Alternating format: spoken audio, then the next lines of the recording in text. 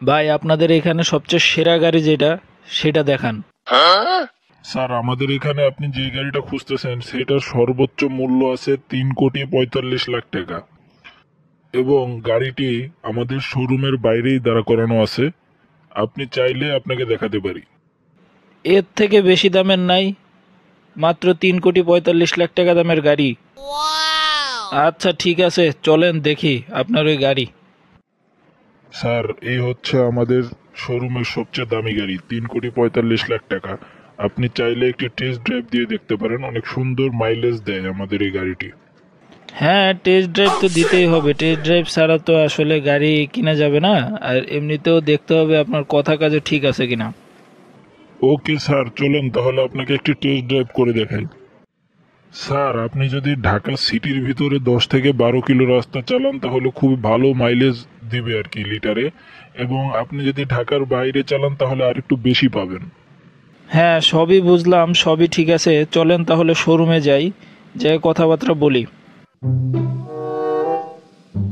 এই মিয়া, আপনি এই জায়গায় কার কাছে আসছেন? ভিতরে যাওয়া যাবে না। আপনাদের শোরুমে একটা গাড়ি দেখতে আসছিলাম ভাই, একটু ভিতরে যাব। এই জয়নাল, তুমি ওনার সাথে এরকম করতেছো কেন? ওনাকে ভিতরে আসতে দাও। ওকে স্যার, আমি পাঠিয়ে দিচ্ছি। যান ভাই, স্যার আপনাকে ভিতরে যেতে বলছে, যান যান যান। আসলে স্যার, ওই সিকিউরিটি গার্ডের কথার জন্য আমি আপনার কাছে দুঃখিত স্যার। আপনি কিছু মনে করবেন না ওর কথায়। তারপর বলুন স্যার, আপনার কি টাইপের গাড়ি পছন্দ, আমি আপনাকে দেখাতে পারি। হ্যাঁ বাবা, আসলে তোমার এখানে দেখলাম অনেক হাইফাই একটি গাড়ি রাখা আছে বাইরে, ওই গাড়িটা যদি সেল দিতে চাও তাহলে আসলে আমি নিতে চাচ্ছিলাম ওই গাড়িটা। সজল সাহেব, আপনার যে কাস্টমার দেখে তো মনে হচ্ছে না গাড়িটা নিবে। যদি নেয় তাহলে আপনি সেল দেন, না হলে আমাকে দিয়ে দেন, আমি ওই যে স্যার দাঁড়িয়ে আছে ওনার কাছে বিক্রি করতে চাচ্ছি, উনি গাড়িটা নিবে। আমার আর 50 লাখ টাকা হইলেই হয়ে যায়। কোনো মতে আমি গাড়িটা যদি বিক্রি করতে পারি তাহলে আমার পরের মাসের সেলসও বেড়ে যাব। পরে যদি দিয়ে দিই তাহলে আমি শেষ।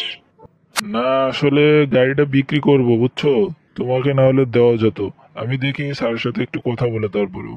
এই যে ভাই, আমি আসলে গাড়িটা নিতে পারবো না, কারণ হচ্ছে আমার আব্বা একটা গাড়ি অলরেডি কিনে ফেলেছে। আমি একটু টেস্ট ড্রাইভ দিলাম, দেখলাম যে আপনার গাড়িটা নেওয়া যায় কিনা। এখন দেখি আব্বা 4,50,00,000 দিয়ে অলরেডি নিয়ে নিছে।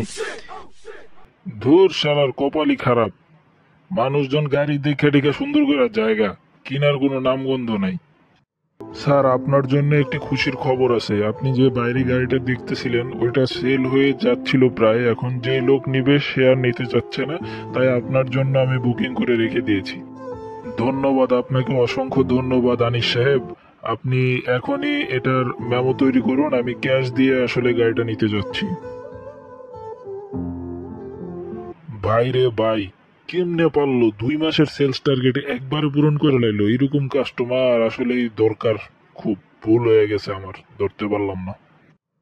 রিজিকের মালিক আল্লাহ, তাই ভাগ্যের উপরে নির্ধারণ না করে আল্লাহকে স্মরণ করা জরুরি। সবাই তাই করবেন। ধন্যবাদ।